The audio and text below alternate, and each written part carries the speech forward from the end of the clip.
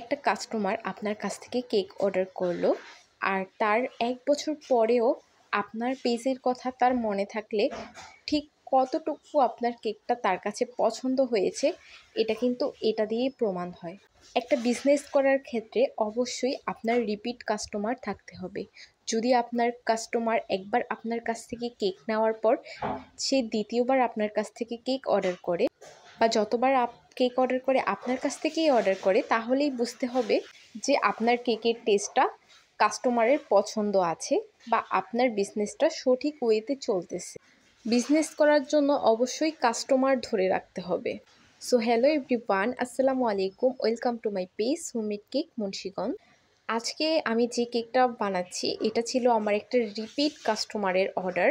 উনি প্রায় ঠিক 1 বছর আগে ঠিক এই দিনটাতে আমার কাছে একটা কেক অর্ডার করেছিল অ্যান্ড আমি অনেক বেশি সারপ্রাইজ হয়েছি। উনি ঠিক এই দিনটাতেই, মানে যেদিন কেক লাগবে এর একটা দিন আগেই উনি আমার আগের যে 1 বছর আগের যে পেজটা আমি ওপেন করছিলাম ওই পেজটাতে নক দিছে যে আপু আমার একটা কেক লাগবে। এটা আমার কাছে অনেক বেশি হ্যাপি একটা মোমেন্ট ছিল যে আমার একটা কাস্টমার যে 1 বছর আগে আমার কাছ থেকে কেক নিয়েছে তার আমার পেজের কথাটা মনে আছে।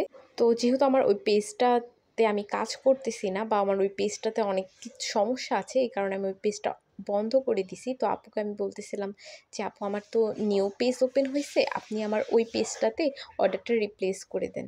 তো আপু গতবারের মতো আমাকে ফুল পেমেন্ট করে দেয় আর উনি ওনার মেবি ওনার হাজবেন্ড বা বয়ফ্রেন্ড হবে, ওনার জন্য এই কেকটা অর্ডার করে।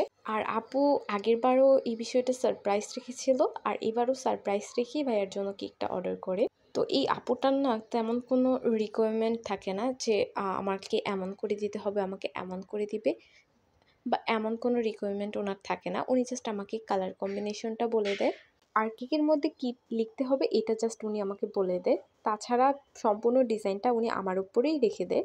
তো এবারও সেম, উনি জাস্ট আমাকে কালারটা বলে দিয়েছিল যে পার্পল কালারের মধ্যে হবে আর কিছু ফ্লাওয়ার দিয়ে দিতে বলছিল। আর কেকের মধ্যে কী নাম লিখতে হবে ওইটা জাস্ট আমাকে উনি বলে দিয়েছিল। যেহেতু ডিজাইনটা সম্পূর্ণ আমার নিজের উপরেই ছিল তাই আমি একটা সিম্পল ডিজাইন করছিলাম। তো আমি এই ডিজাইনটাই সিলেক্ট করি। এই ডিজাইনটা অনেক বেশি সিম্পল আর অনেক বেশি সুন্দর লাগে আর করাটাও অনেক বেশি ইজি।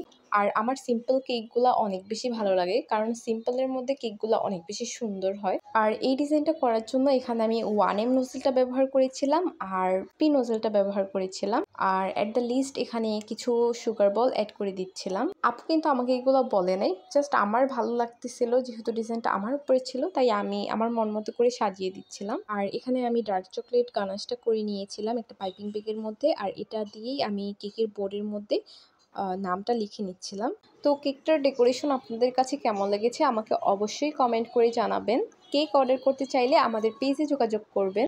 আমরা কিন্তু সারা মুন্সিগঞ্জে হোম ডেলিভারি সার্ভিস দিয়ে থাকি আর সকল ধরনের ফ্লেভারও আমাদের পেজে অ্যাভেলেবেল আছে আর সকল ধরনের কাস্টমাইজ কেকেরও অর্ডার নেওয়া হয়। কাস্টমাইজ কেকের ক্ষেত্রে অবশ্যই হাতে সময় রেখে 2-1 দিন আগে অর্ডারটা কনফার্ম করতে হবে। আর আর্জেন্ট কেকের ক্ষেত্রে অবশ্যই মিনিমাম 7 থেকে 8 ঘন্টা অথবা 5 ঘন্টা হাতে রেখে অর্ডার কনফার্ম করলেই কেক আপনার লোকেশনে আমরা পৌঁছে দিতে পারবো। Thank you for watching.